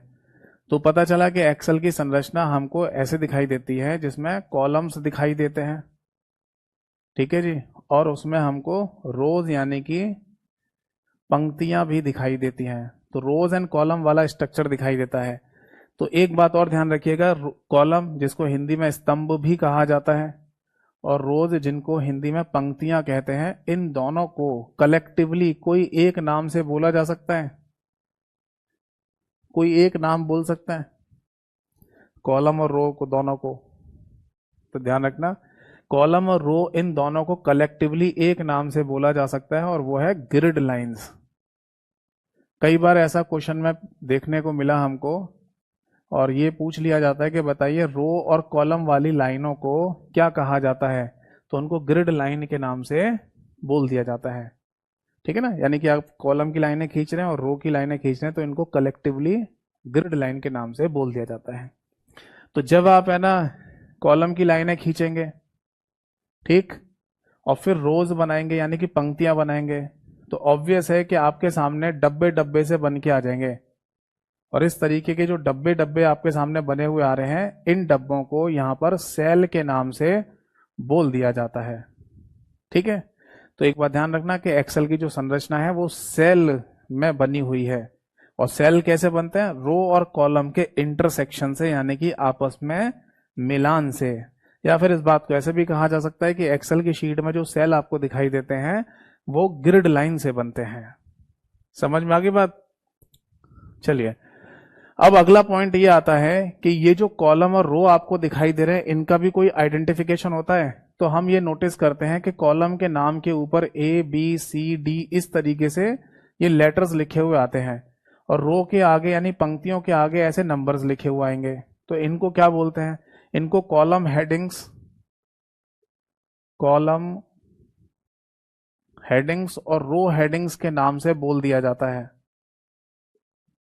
ठीक है, अभी ध्यान रखना कि कॉलम की जो हेडिंग है वो अल्फाबेटिकल ऑर्डर में होंगी, यानी ए बी सी डी की फॉर्म में, और रो की जो हेडिंग है वो 1 2 3 की फॉर्म में होती है। अब क्वेश्चन ये आता है कि ये जो कॉलम की हेडिंग है ए बी सी डी, ये कितनी मैक्सिमम हो सकती हैं भाई? यानी क्वेश्चन तो यही हो सकता है ना कि ए बी सी डी के नाम से जो कॉलम्स बने हुए हैं, ये मैक्सिमम कितने कॉलम हो सकते हैं? ऐसी मैक्सिमम नंबर ऑफ रो पूछी जा सकती हैं। तो अगला पॉइंट ये भी लिख लो कि अगर आपसे पूछा जाए कि maximum number of columns in a sheet, ये ध्यान रखना, आप जो भी बात चल रही है वो शीट के अंदर की बात चल रही है, आप फाइल की बात नहीं कर रहे हैं, क्योंकि फाइल तो खुल गई हमारी, अब जो भी काम होगा शीट के ऊपर होगा। तो किसी भी शीट में मैक्सिमम नंबर ऑफ कॉलम्स कितने होते हैं, यानी कि अधिकतम कॉलम की संख्या कितनी होती है। तो बेटा देखो, यहां पर भी दो पॉइंट हैं। अगर हम बात करें टिल 2003 वाले वर्जन तक की, ठीक है, अगर मैं 2003 वाले वर्जन तक की बात करूं, तो एक शीट में 256 यानी कि 256 कॉलम बने हुए आते थे। जैसे पहले कॉलम का नाम है ए, दूसरे का बी, तीसरे का सी, डी, ई, तो यहाँ पर टोटल मिला के कितने कॉलम है अभी? तो 1 2 3 4 5, 5 कॉलम है ना। ऐसे ही एक ही शीट में आपको 256 कॉलम देखने को मिलते थे। तो अब यहाँ आपसे ऐसा पूछा जा सकता है कि अगर पहले वाले कॉलम का नाम ए है, दूसरे कॉलम का नाम बी है, तीसरे का सी है, तो 256वें कॉलम का नाम क्या होगा? तो ये आप शीट में जाके डायरेक्टली देख सकते हैं, वहां पर आपको आई वी लिखा हुआ मिल जाएगा। अब आप बोलेंगे सर ये कैसे पता चल गया आई वी हमारा 256वां कॉलम होता है? देखो ये आपको शीट में देखने से ही पता चल जाएगा कि सबसे लास्ट वाले कॉलम की जो हेडिंग है वो आई वी लिखी हुई है। आप बोलेंगे सर 256 वाला ये निकाला कैसे? तो देखो निकालने के लिए हम कोई फॉर्मूला बनाकर भी इसे निकाल सकते हैं, बट ऐसा कभी भी एग्जामों में पूछा नहीं जा रहा है। इतने सालों के एक्सपीरियंस में कभी मैंने नहीं देखा कि ऐसा पूछ रहे हो कि आई वी कैसे आया, या फिर ये पूछ लें कि 256 की जगह बताओ 195 यानी 195th कॉलम का नाम क्या है, ऐसा भी नहीं पूछते हैं। तो सिंपल सा बात इतना ध्यान रखना कि 2003 वाले वर्जन तक मैक्सिमम नंबर ऑफ कॉलम की संख्या 256 हुआ करती थी, जिसका नाम होता था आईवी। ठीक है, समझ रहे ना इस बात को? जैसे पहले कॉलम का नाम ए है, दूसरे का बी है, तो ऐसे आगे बढ़ते जाएंगे तो फिर जेड आ जाएगा, यानी कि पहले का ए दूसरे का बी, तो 26वें का जेड हो जाएगा। तो 27वें कॉलम का नाम क्या होगा? तो आंसर आएगा डबल ए। 28वें कॉलम का नाम क्या आएगा? तो आंसर आएगा ए बी। और इसी तरीके से जैसे जैसे हम आगे बढ़ते चले जाएंगे तो ऐसे आगे बढ़ेंगे तो 256वां जो कॉलम होगा वहां पर आई वी लिखा हुआ मिलेगा आपको। ठीक है, ये उसी तरीके से जैसे गाड़ियों पर नंबर आपने देखे होंगे। अगर आपके आपके पास अगर कोई गाड़ी है तो उस पर ऐसा लिखा होगा दिल्ली 06, और मान लो यहाँ लिखा हुआ ए जेड और लिखा होगा 0001।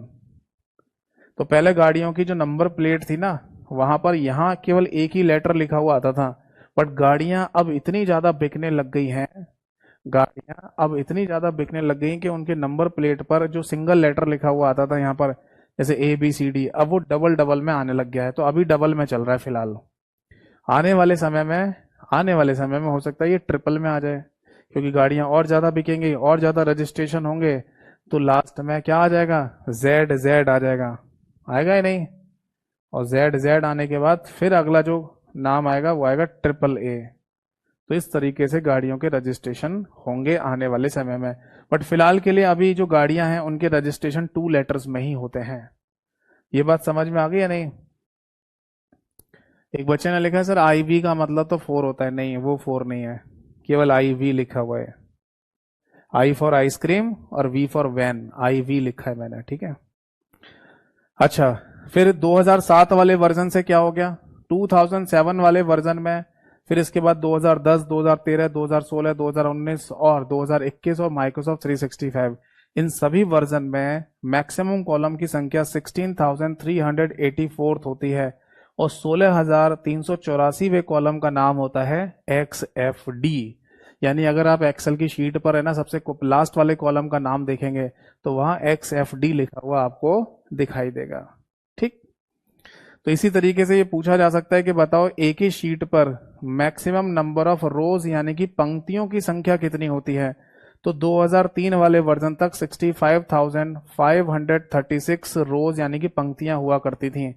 यानी जैसे ये पहली वाली रो या पंक्ति है 1 2 3 4 5, ऐसे नीचे काउंट करते जाओगे तो एक शीट पर 65,536 रोज हुआ करती थी, जो कि 2007 वाले वर्जन में बढ़ाकर 10,48,576 कर दी गई, यानी कि 10,48,576। तो 2007 वाले वर्जन से अभी तक जितने भी वर्जन आए हैं सभी में इतनी ही नंबर ऑफ रोज होती हैं एक शीट के अंदर। ठीक, नोट कर लीजिए। टोटल नंबर ऑफ कॉलम और टोटल नंबर ऑफ रोज के बारे में भी हमको यहां पर पता चल गया। ठीक, अब एक इंपॉर्टेंट पॉइंट और लिख लो। आपको ये तो पता चल गया ना कि कॉलम कितने हैं और रो कितनी है। तो अगर वैसे तो कहीं पूछा नहीं जाएगा, बट एक नॉलेज के लिए ऐसे ही बता रहा हूं आप बात, कि अगर आपको ये जानना हो कि किसी एक शीट में कितने नंबर ऑफ सेल्स होते हैं, तो आप रो का मल्टीप्लाई कॉलम से कर लेना या कॉलम का मल्टीप्लाई रो से कर लो, आपको total number of cells count हो जाएंगे। है नहीं भाई? अगर मैं 256 का मल्टीप्लाई 16,384 से कर दूं तो एक शीट में कितने सेल्स होते हैं ये निकल के आ जाएगा या नहीं? बिल्कुल आ जाएगा। ठीक है, तो ऐसा पूछा नहीं जाएगा, बस नॉलेज के लिए बता रहा हूँ। ठीक। अच्छा, अब आ जाते हैं सेल के ऊपर। चलो, जो भी जितने भी सेल्स बनेंगे वो एक अलग बात है, बट जो डब्बे डब्बे आपको यहाँ पर दिखाई दे रहे हैं, रो और कॉलम के इंटरसेक्शन है, उसे क्या बोलते हैं? उसे सेल कहा जाता है। और हर एक सेल का अपना एक यूनिक आइडेंटिफिकेशन भी होता है, यानी कि अगर मैंने इस वाले सेल को इंडिकेट किया है तो इस सेल की अपनी एक पहचान भी होती है। तो उस पहचान को सेल एड्रेस के नाम से बोला जाता है। कई सारी जगह पे सेल लोकेशन शब्द लिख दिया है, जो कि सही नहीं है। सेल लोकेशन नहीं बोलते, सेल एड्रेस बोलते हैं। एग्जैक्ट शब्द तो सेल एड्रेस ही होता है। ठीक, ये ध्यान रखना।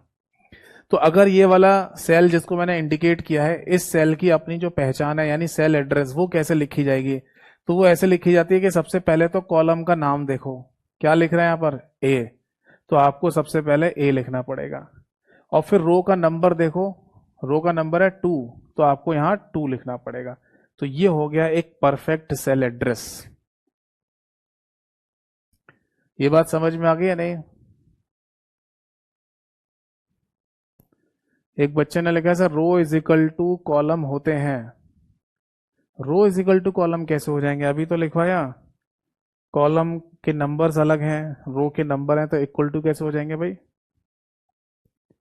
अगर आप टोटल नंबर ऑफ सेल्स की बात कर रहे हैं, तो वो मैं आपको बता रहा था कि total number of cells count कर रहे हैं, तो रो का नंबर मल्टीप्लाई बाय कॉलम का नंबर का मल्टीप्लाई कर दो, तो उससे ना टोटल नंबर ऑफ सेल्स मिल जाएंगे आपको, जो कि खैर पूछा नहीं आता, ऐसे छोड़ो।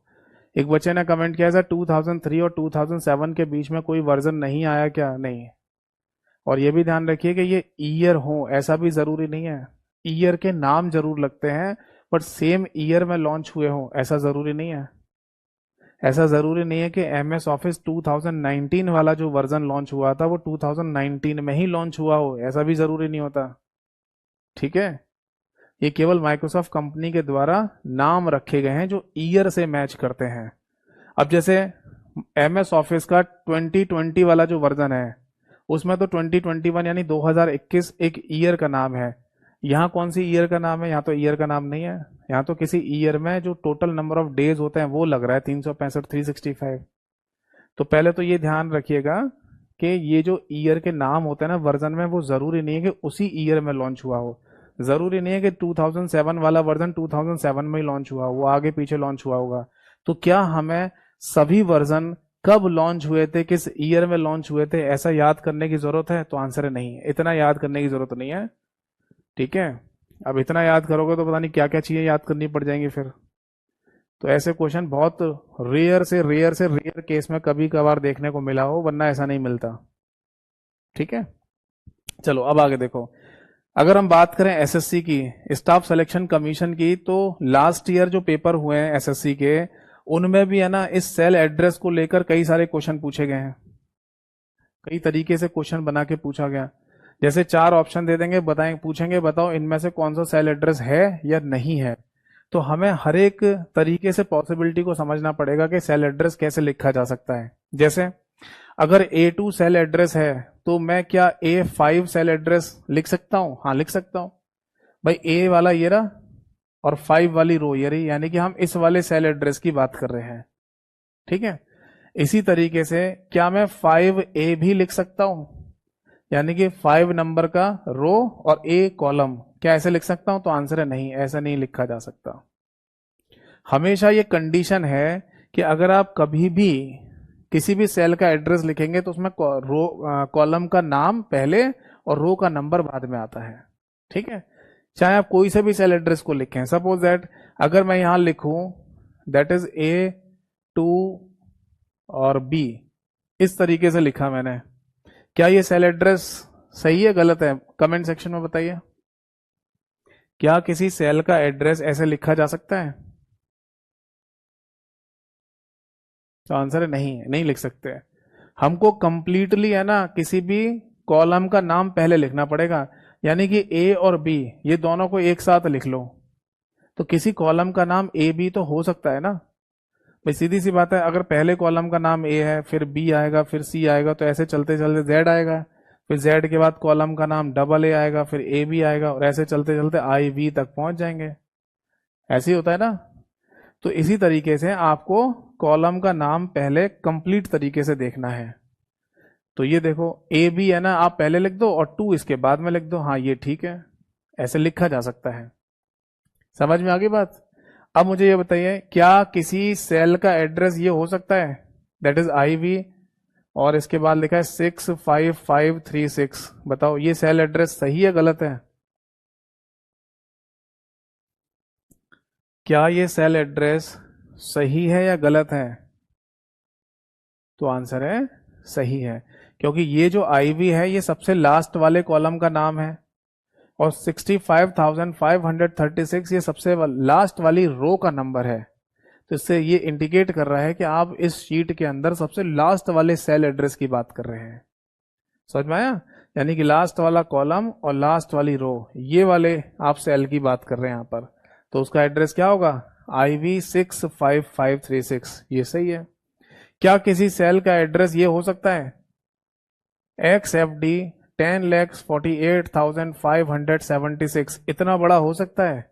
हाँ हो सकता है। जब ये भी हो सकता है तो ये भी हो सकता है, क्योंकि सबसे लास्ट वाले कॉलम का नाम XFD होता है और सबसे लास्ट वाली रो का नंबर 10,48,576 होता है। तो ये सही आंसर है। ठीक है, और कोई एग्जांपल ले लो।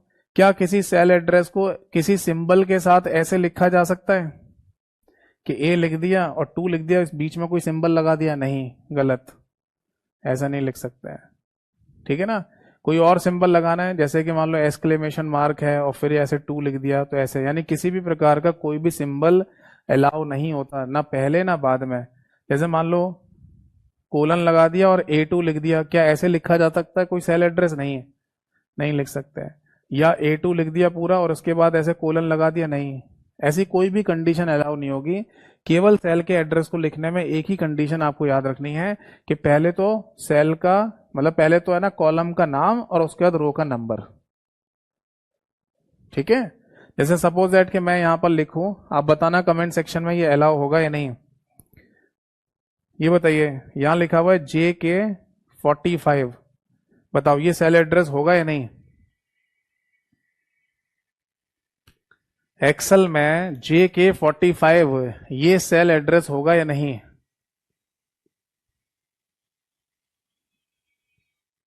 आंसर है नहीं, गलत है ये। आप बोलेंगे सर सही तो था, JK लिखा हुआ है, पहले तो है ना कॉलम का नाम है और उसका रो का नंबर 45 लिखा हुआ है, तो ये गलत कैसे हो गया? तो थोड़ा बहुत ये भी तो याद रखना पड़ेगा ना कि कितने कॉलम और कितने रो होती हैं। भाई जब मैंने आपको बताया, अच्छा अच्छा अच्छा अच्छा अच्छा अच्छा अच्छा, ये वाला जो है ना JK45 की अगर मैं बात करूं तो यहां पर हमें ये मेंशन भी करना पड़ेगा, MS एक्सल 2003, MS एक्सल 2003 में ये सेल एड्रेस नहीं होगा, क्योंकि MS एक्सल 2003 वाले वर्जन में जो सबसे लास्ट वाले कॉलम की हेडिंग वो IV है। तो IV पे खत्म हो गया ना सारा का सारा, यानी कि आई वाले, मतलब IV वाले कॉलम को ही लास्ट कॉलम मानेंगे। तो आई के बाद आता है जे, तो जे तक तो जा ही नहीं सकते ना वहां पर। समझे नहीं? बट अगर हम JK45 की बात करें, यानी JK45 की बात करें, तो ये MS एक्सल 2007 वाला वर्जन और इसके आगे जितने भी वर्जन है इन सभी में अलाउ होगा। यहां पर ये अलाउ है, क्योंकि MS एक्सल 2007 वाले वर्जन और आगे के वर्जन में जो सबसे लास्ट वाला जो कॉलम की हेडिंग है वो होती है XFD, तो XFD तक पहुंचते में बीच में JK तो आ ही जाएगा ना। समझे या नहीं? भाई अगर कॉलम की हेडिंग इस तरीके से लिखी जा रही है, Z, इसके आगे फिर AA फिर AB लिख दिया, ऐसे आगे बढ़ते जा रहे हैं, तो हमारा लास्ट में है ना 2003 वाले वर्जन तक कॉलम की लास्ट हेडिंग IV है। आई के बाद ही तो J आता है ना, यहां चाहे कुछ भी हो J आता है ना, तो J तक तो जाते ही नहीं है, इससे पहले ही खत्म हो जाती है रेंज 2003 में। तो J से शुरू होने वाला कॉलम तो होता ही नहीं है। इसलिए मैंने लिखा यहां पर कि JK45 अगर कोई सेल एड्रेस लिखा है तो MS एक्सल 2003 में नहीं हो सकता, पर JK45 MS एक्सल 2007 और उसके आगे के वर्जन में हो सकता है। बताओ जी, बात समझ में आ गई या नहीं?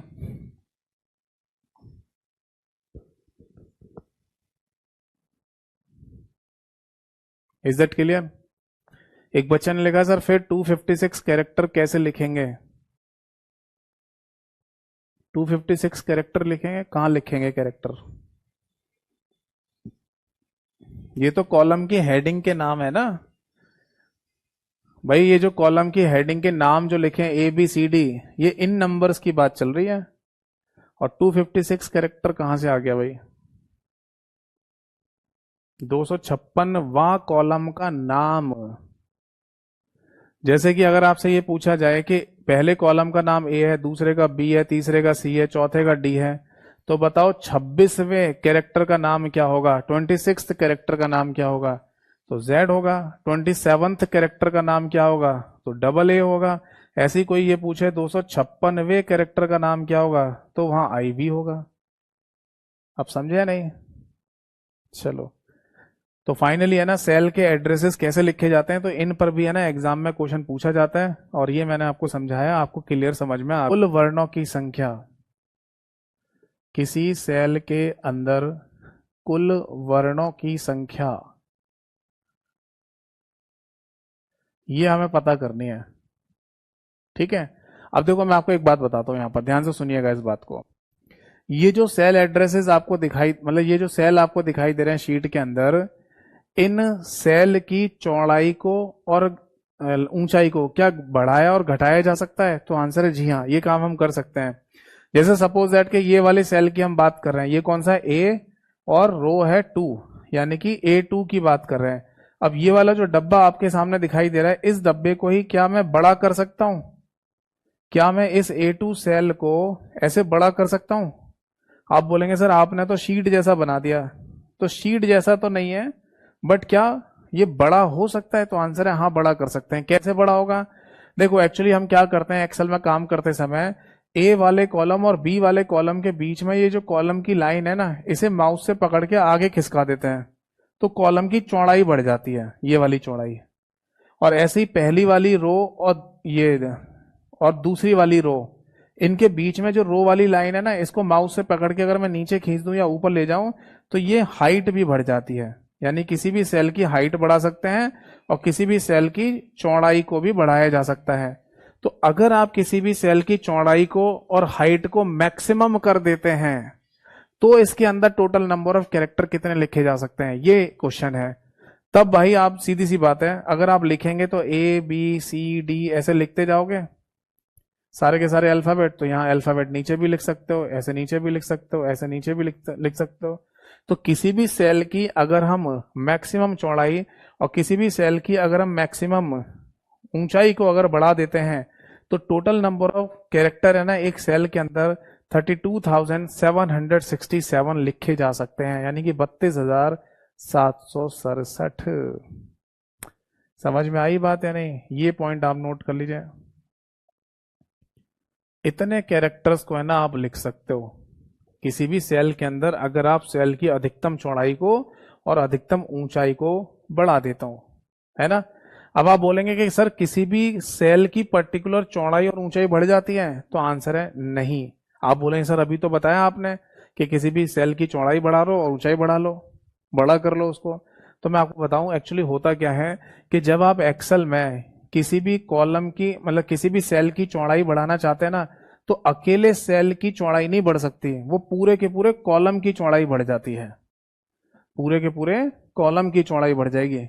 और ऐसे ही किसी सेल की आप ऊंचाई बढ़ाना चाहते हैं, हाइट बढ़ाना चाहते हैं, तो किसी सेल की हाइट बढ़ाने के चक्कर में आपको पूरी की पूरी जो रो होती है, पंक्ति, उसकी हाइट बढ़ानी पड़ जाती है।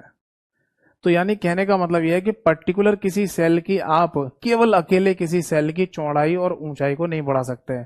आप जिस सेल की चौड़ाई और ऊंचाई बढ़ाना चाह रहे हैं, उसके रिस्पेक्ट में उस सेल के कॉलम की और रो की चौड़ाई और ऊंचाई दोनों बढ़ जाती हैं।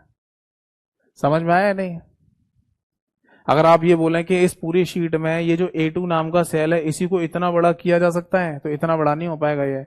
तो जब आप इस A2 वाले सेल की चौड़ाई बढ़ा रहे होंगे, तो ये A वाला जो कॉलम है ना, ये भी पूरा चौड़ा हो जाएगा। ऐसे 2 वाले इसकी है ना ऊंचाई बढ़ाना चाह रहे होंगे, तो 2 वाली जो रो है ना, वो पूरी ऊंची हो जाएगी, हाइट बढ़ जाती है। ये बात समझ में आ गई? तो अब क्वेश्चन अगला ये आता है कि अगर किसी कॉलम की चौड़ाई बढ़ रही है, मतलब सेल की चौड़ाई बढ़ाना चाह रहे हैं, सेल की विड्थ, तो वो अकेले तो बढ़ नहीं सकती, तो कॉलम की चौड़ाई बढ़ेगी ना, तो किसी भी कॉलम की मैक्सिमम कितनी चौड़ाई बढ़ाई जा सकती है, ये हमारा इंपॉर्टेंट पॉइंट है। तो ये अगला पॉइंट लिखिए, मैक्सिमम नंबर, या फिर एक काम कर लो, ऐसे लिख लो, ये पॉइंट लिख लो, कॉलम की विड्थ, विड्थ को हिंदी में कहते हैं चौड़ाई, वो कितनी की जा सकती है। तो देखो यहां पर 3 पॉइंट हैं जो मैं आपको बताना चाहूंगा, मिनिमम, मैक्सिमम और बाय डिफॉल्ट। देखो मिनिमम है ना, एक्सेल में कॉलम की चौड़ाई को 0 माना गया है। अब क्यों माना गया है इसका आंसर तो मैं भी नहीं दे सकता, क्योंकि मैंने इसके लिए काफी सारे कंटेंट को खोजने की, ढूंढने की कोशिश की है ना, कहीं पर इसका प्रॉपर रीजन लिखा हो, बट मेरे को एग्जैक्टली रीजन मिला नहीं, माइक्रोसॉफ्ट कंपनी की वेबसाइट पे भी नहीं मिला कि 0 किसी कॉलम की चौड़ाई कैसे हो सकती है। सपोज दैट कि ये कोई कॉलम है, ठीक, इसकी चौड़ाई को मैं 2 बोल रहा हूं मान लीजिए, तो अगर इस कॉलम को मैं थोड़ा कम चौड़ा करूं तो मैं 1 बोल दूंगा, और इसको है ना मैं बिल्कुल ही चौड़ा नहीं कर रहा, यानी कि एक लाइन के ऊपर ही मैंने दूसरी लाइन खींच दी, सपोज दैट कि मैं एक ही लाइन के ऊपर ही दूसरी लाइन खींच दूं और मैं कहूं कि इसकी चौड़ाई 0 है, तो कोई मतलब बना इसका? भाई 2 अगर चौड़ाई थी तो चौड़ाई दिख रही है, 1 चौड़ाई थी तो चौड़ाई दिख रही है, बट 0 पे कहां दिखाई देगी? नहीं दिखेगी ना। बट एक्सेल में कॉलम की जो मिनिमम चौड़ाई है उसे 0 ही बोला गया है, इस बात को है ना आप यहां पर ध्यान रखिएगा, ठीक है। मैक्सिमम है ना 255 कैरेक्टर्स, ये बताया गया है, तो ये पॉइंट है ना आप यहां पर नोट कर लो कि अधिकतम है ना कॉलम की जो चौड़ाई है वो 255 कैरेक्टर होती है। अब आप बोलेंगे सर कॉलम की चौड़ाई को कैरेक्टर में कैसे माप रहे हैं, समझाता हूं आपको। जैसे सपोज दैट कि ये कॉलम है, कोई भी कॉलम हो सकता है, ए वाला कॉलम है, आप इसमें लगातार लिखकर देखो, लगातार लिखकर देखिए कि कितने कैरेक्टर आ सकते हैं एक ही लाइन में। तो A B C D E F, यानी 1 2 3 4 5 6, तो इसकी जो चौड़ाई है वो लिखी जाएगी 6 कैरेक्टर। अब समझ में आई बात है नहीं? मतलब किसी भी कॉलम में लगातार एक ही लाइन में लिखना कि कितने कैरेक्टर लिखे जा सकते हैं, तो यहां मैंने लगातार लिखे तो 6 कैरेक्टर लिख दिया मैंने, तो इस कॉलम की चौड़ाई 6 है। तो उसी तरीके से बताया गया है कि एक्सेल में किसी भी कॉलम की मैक्सिमम जो चौड़ाई होगी वो 255 कैरेक्टर होती है, यानी कि 255 कैरेक्टर्स। समझ में आ गई बात? ठीक है। और बाय डिफॉल्ट कितनी होती है? वो है 8.43 कैरेक्टर्स। ये 3 पॉइंट याद रखना। अब आप बोलेंगे सर 8.34 कैरेक्टर का क्या मतलब है भाई?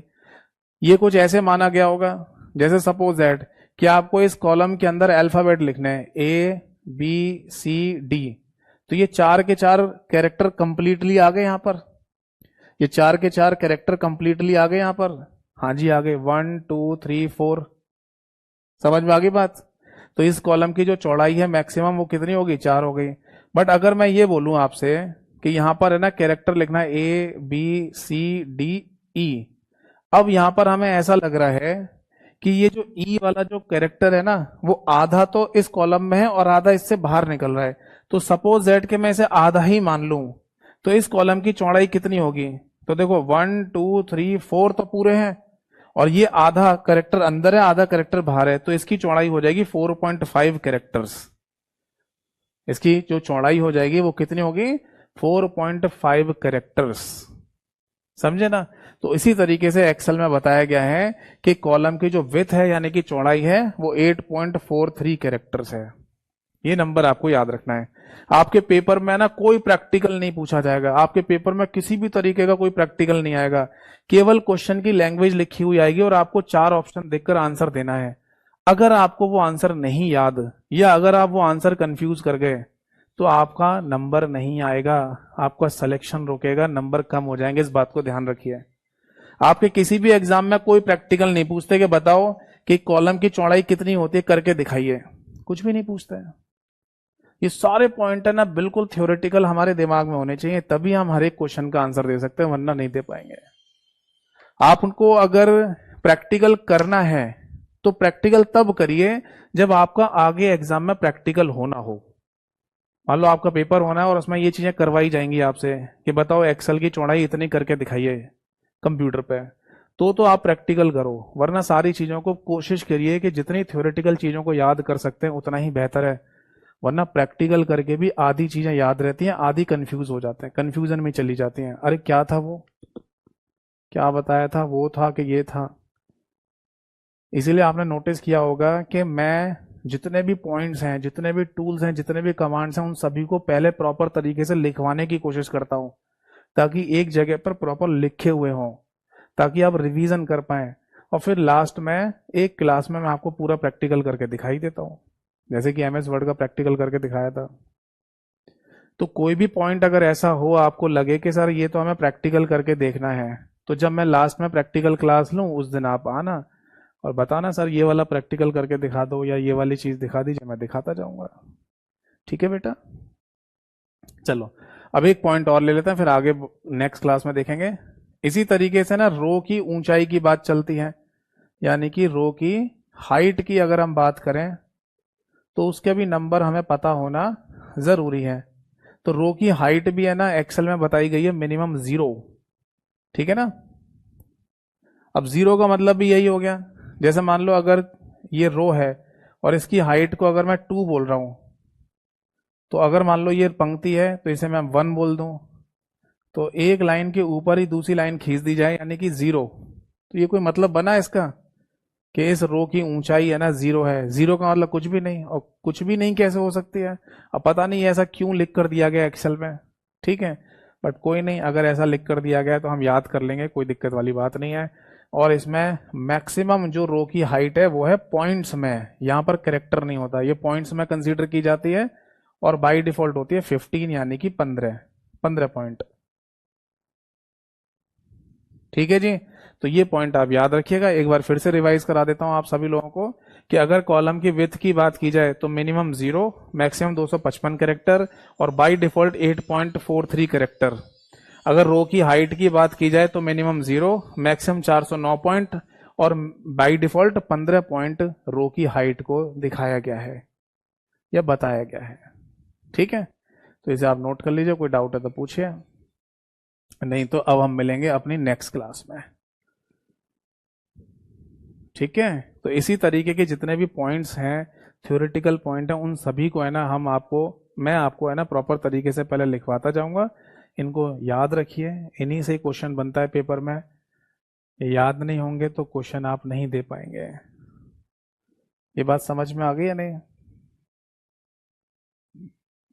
चलो, तो नेक्स्ट क्लास में मिलेंगे, और अभी सम इंपॉर्टेंट फैक्ट्स और भी बचे हुए हैं। ये तो मैंने शीट की जानकारी, आपको सेल्स की जानकारी वगैरह दी है, और इसके आगे ना अभी और भी चीजें बचती हैं, जैसे कि अगर मान लो कोई, मतलब सेल रेंज क्या चीज होती है ये पता होना चाहिए हमको। अगर कोई सेल रेंज दे रखी है तो उसमें टोटल नंबर ऑफ सेल्स कितने होंगे, ये क्वेश्चन पूछ लेते हैं। अगर हम किसी सेल में कुछ लिख रहे हैं तो अलाइनमेंट क्या होता है, अलाइनमेंट किस तरफ होता है ना, तो ये सारे पॉइंट्स, फॉर्मूला, फंक्शन क्या होता है, तो ये सारी चीजें ना अब मैं आपको नेक्स्ट क्लास में बताऊंगा। ठीक है जी, चलो, कोई डाउट है तो पूछिए, नहीं तो मिलेंगे अगली क्लास में। एक बच्चे ने लिखा है सर बिग डेटा प्रोसेसिंग किस चैप्टर का पार्ट है? बिग डेटा प्रोसेसिंग बेटा टेक्निकल पार्ट है, जो हमारे कंप्यूटर स्पेशल बैच में नहीं कराया जाता। बिग डेटा प्रोसेसिंग है ना टेक्निकल हो जाता है, जैसे बीटेक लेवल का टॉपिक है वो, तो बीटेक का सिलेबस यहाँ नहीं कराते इस बैच में। और पूछिए सर, वो यूट्यूब पर क्वेश्चन प्रैक्टिस करवा दीजिएगा। ठीक है, मैं करा दूंगा, आप चिंता मत करिए। मेरे यूट्यूब चैनल पर PYQs ही होते हैं। आप मेरे यूट्यूब चैनल पर जो MCQ प्रैक्टिस वाली क्लासेस देखते हो ना, वो सारे PYQ ही होते हैं। अब ये जरूरी थोड़ी है कि हमारे किसी एग्जाम में जो क्वेश्चन आए थे वही वाले क्वेश्चन या सेम क्वेश्चन रिपीट होंगे, ऐसा थोड़ी होता है। मान लो SSC ने कोई क्वेश्चन पूछा है कंप्यूटर का, तो उसी से मिलता जुलता क्वेश्चन आपके उड़ीसा के एग्जाम में भी पूछ लेंगे। ये बात दिमाग से बिल्कुल निकाल दो कि कंप्यूटर हर एक एग्जाम के लिए, हर एक स्टेट के लिए या सेंट्रल एग्जाम के लिए अलग अलग होता है, ऐसा नहीं होता है। कंप्यूटर में केवल दो ही चीजें होती हैं, दो ही चीजें, या तो बेसिक चीज होंगी या टेक्निकल चीजें होंगी। बेसिक को आप फंडामेंटल भी कह सकते हो, और कोई तीसरी चीज होती नहीं है। या तो आप कंप्यूटर को बेसिक फंडामेंटल लेवल पे पढ़ लो, जो हमारे इस बैच से कवर होता है, या फिर आप पढ़ लो इसे टेक्निकल लेवल पे, जो बीटेक लेवल का चला जाता है, टेक्निकल लेवल का चला जाता है, बस। समझ में आ रही है बात? तो अगर कोई क्वेश्चन एमएस ऑफिस का पूछा जा रहा है एसएससी सीजीएल के पेपर में, तो सेम वैसे ही मिलता जुलता क्वेश्चन उड़ीसा के पेपर में पूछा जाएगा, अलग थोड़ी होता है कुछ। तो आप मेरे यूट्यूब चैनल पर दो चीज़ों को फॉलो करिए बस, और कुछ मत करिए। एक तो कम्युनिटी वाले सेक्शन में जो क्वेश्चन डालता हूँ उनके आंसर किया कीजिए, और जो एमसीक्यू प्रैक्टिस की क्लास है वो शुरू से देखो। ऐसा हो सकता है कि कौन है ये शुभेंदु, मैंने ना जो आपको क्लासेस दी हैं यूट्यूब चैनल पर एमसीक्यू प्रैक्टिस वाली, तो उसमें ये सारे क्वेश्चन पहले से डिस्कस हो चुके हों, ऐसा भी हो सकता है। ठीक है, बाकी फिर भी मैं देख लूंगा, आप चिंता मत कीजिए। हाँ, एक बच्चे ने लिखा है सर एमएस वर्ड में सब स्क्रिप्ट की शॉर्टकट की क्या है। हाँ देखो, ये मैं आपको लिखवा देता हूँ। अब क्या है ना, इन्होंने चेंज कर दिया है, माइक्रोसॉफ्ट कंपनी ने जो नई अपडेट की है, उस नई अपडेट में ये चेंज कर दिया है कि सब स्क्रिप्ट की जो शॉर्टकट की हुआ करती थी पहले, वो होती थी कंट्रोल प्लस इक्वल टू, यानी कंट्रोल के साथ इक्वल टू वाली की दबानी है। अब जो न्यू शॉर्टकट की बना दिया इन्होंने, वो है कंट्रोल दबाना है आपको, इसके बाद शिफ्ट वाली की दबानी है, और इसके साथ साथ अंडरस्कोर दबाना है आपको, वो अंडरस्कोर है, ये है अंडरस्कोर। मैं लिख भी देता हूं यहां पर, ठीक है। बट ये ध्यान रखना कि ये वाली शॉर्टकट की भी याद रखना, ये वाली शॉर्टकट की भी याद रखना। हो सकता है पुराने पैटर्न पे क्वेश्चन पूछ लिया जाए कभी के एमएस वर्ड में सब स्क्रिप्ट की शॉर्टकट की क्या है, तो ये होगी। अब नई जो शॉर्टकट की बना दी है वो ये वाली होगी, control plus shift plus underscore, ठीक है। और पूछे sir future skills and overview of cyber security किस चैप्टर में है। फ्यूचर स्किल्स तो यार आप ऐसे समझ लो, देखो फ्यूचर स्किल्स को तो फिर अलग से ही पढ़ना पड़ेगा, है ना, किस रिस्पेक्ट में बात चल रही है, यानी कि हम कंप्यूटर को भविष्य में किस तरीके से देखते हैं, ठीक है, ये वाली बात हो गई। तो फिर अलग से पढ़ना पड़ेगा हमको इसके लिए। और overview of cyber security, overview of cyber security ये जो टॉपिक है ना, ये कंप्यूटर सिक्योरिटी वाला टॉपिक होता है। आपको आपके बैच में एक चैप्टर में कराऊंगा कंप्यूटर सिक्योरिटी वाला, ठीक है। तो उसमें उसी को सिक्योरिटी कह दो, उसी को कंप्यूटर सिक्योरिटी कह दो, उसी को साइबर सिक्योरिटी कह दो, एक ही बात होती है। फ्यूचर स्किल में ना आप ये पढ़ सकते हैं कि आने वाले भविष्य में कंप्यूटर की जो टेक्नोलॉजी है वो क्या हो सकती है, एक अनुमान। जैसे एआई का नाम सुना होगा आपने, आर्टिफिशियल इंटेलिजेंस, ये फ्यूचर स्किल ही तो है, और है क्या। आने वाले भविष्य में एआई की हेल्प से हम क्या क्या कर सकते हैं, ये फ्यूचर स्किल कहलाता है। और पूछिए सर एग्जाम में अगर दोनों ऑप्शन आ गए तो, देखो वैसे तो आने नहीं चाहिए, वैसे तो आने नहीं चाहिए कि ये भी ऑप्शन दे दिया जाए और ये भी ऑप्शन दे दिया जाए। बट अगर दे भी दिया जाए तो फिर एक ऑप्शन ये भी होगा, जैसे ये ए है ये बी है, तो सी पर लिखा होगा बोथ ए एंड बी, फिर ऐसा देना पड़ेगा। और अगर ऐसा नहीं देता है तो समझ लो कि वो व्यक्ति जो पेपर बना रहा है, उसने पेपर बनाते समय थोड़ी सी निक्की निक्की लगा रखी है, यानी कि वो अपने होशो हवास में नहीं है, ठीक है। सर एमएस एसएस भी हो जाएगा इसमें, नहीं एमएस एसएस नहीं हो पाएगा, मैंने आपको पहले भी बताया था बेटा, ये टॉपिक स्टार्ट करने से पहले भी बताया था। और मैंने जब आपको, क्या नाम है, जब मैंने आपको इंट्रोडक्शन क्लास बताई थी, और तो उस इंट्रोडक्शन क्लास में भी बोला था आपको कि वर्ड, एक्सेल और पावर पॉइंट, ये तीन ही एप्लीकेशन केवल मैं इस बैच के अंदर कराऊंगा, और बाकी एप्लीकेशन वैसे तो कहीं पूछी नहीं आती, क्योंकि वर्ड, एक्सेल, पावर पॉइंट ये तीन ही एप्लीकेशन है जो पूरे ऑल ओवर इंडिया में जितने भी स्टेट और सेंट्रल गवर्नमेंट के पेपर हो रहे हैं सभी में यही तीन एप्लीकेशन आ रही हैं। अब आप बोलेंगे सर एमएस एक्सेस भी करा दो, तो देखो एमएस एक्सेस हो जाता है टेक्निकल पार्ट, एमएस एक्सेस ये हो जाता है टेक्निकल, ये सिंपल नहीं है।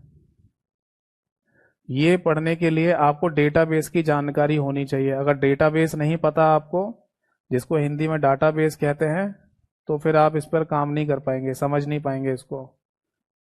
तो लोगों को है ना वर्ड, एक्सेल, पावर पॉइंट ही बहुत टफ लगता है ना, तो फिर एमएस एक्सेस कहाँ से समझ में आएगा। दूसरी बात फिर ये भी है ना यार, देखो अगर आप बोलेंगे सर ये भी करा दो, वो बोलेंगे सर ये भी करा दो, ये कहेंगे सर ये भी करा दो, है ना, जम्मू कश्मीर कहेंगे सर ये भी करा दो, यूपी ट्रिपल एससी वाले कहेंगे सर ये भी करा दो। तो अभी है ना आपकी क्लास खत्म होने में भी है ना 50-55 क्लासेस लगेंगी टोटल मिला के। हो सकता है थोड़ा ज्यादा डिस्कस हो तो एक दो क्लास ऊपर नीचे हो भी जाए। अगर ऐसे ही इस बैच को खींचते रहेंगे तो 100-150 क्लासेस हो जाएंगी। खत्म कब होगा फिर ये? टोटल मिला के 100-150 क्लासेस होती जाएंगी, खत्म ही नहीं होगा। तो देखो ये उसी तरीके से हो जाएगा ना फिर कि एसएससी का किसी ने जीएस का बैच लिया, समझना इस बात को मेरे भाई।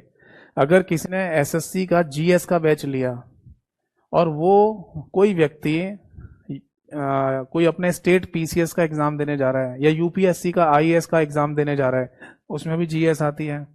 और कोई बच्चा ये कहने लग जाए कि सर एसएससी में भी तो जीएस पढ़ा रहे हो, आप थोड़ा सा और पढ़ा के उसमें पीसीएस का या आईएएस लेवल की जीएस भी करा दो ना, उसमें भी तो जीएस आती है। तो अंतर है, उसका लेवल अलग हो गया, वो एक अलग लेवल से होगी, उसकी अलग क्लासेस होंगी।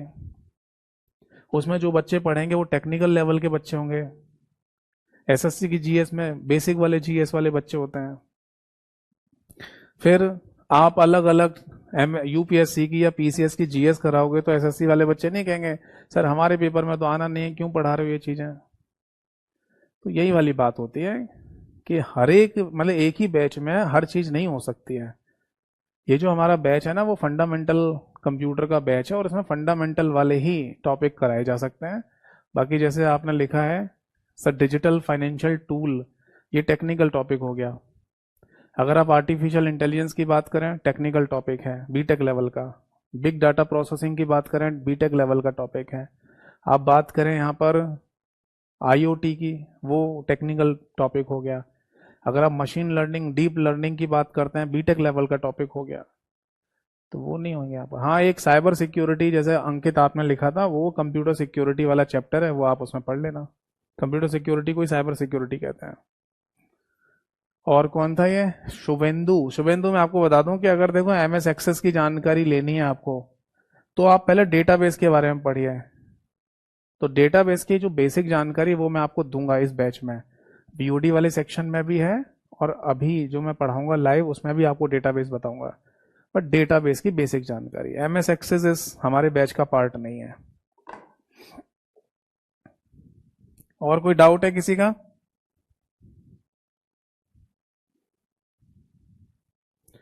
देखो सारी बात लास्ट में एज ए कंक्लूजन मैं आपको बता दूं कि आपके किसी भी एग्जाम में अगर अलग आ रहा है तो वो कितना अलग है पता है? 10 से 20% का बस